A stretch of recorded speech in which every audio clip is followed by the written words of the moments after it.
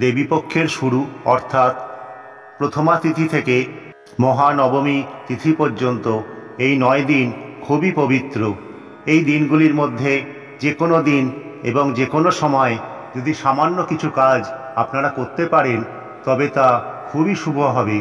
যদি আপনি আর্থিক সমস্যার মধ্যে থাকেন, দাম্পত্য জীবনে অশান্তি লেগে থাকে, মানসিকভাবে ভেঙে পড়েছেন অথবা দীর্ঘদিন ধরে রোগ যন্ত্রণায় কষ্ট পাচ্ছেন, যে কোনো ধরনের নেগেটিভিটি থেকে মুক্তি পেতে বেরিয়ে আসতে সক্ষম হবেন এবং আপনার সমস্যাগুলো অনেকখানি দূর হবে।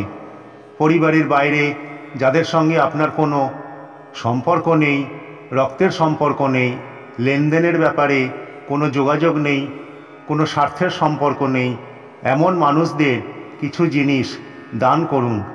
তার মধ্যে আছে গোটা ফল, যে কোনো ফল হতে পারে। আপনি ছোট ছোট বাচ্চাদেরও এই ফল দান করতে পারেন। দ্বিতীয়ত, যদি সম্ভব হয় নিজের হাতে পায়েস রান্না করে কাউকে খাওয়ান।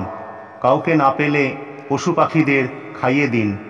বেড়াল, কুকুর, কাক, চড়ুই, যে কোনো প্রাণী অথবা পাখিদের খাওয়ান।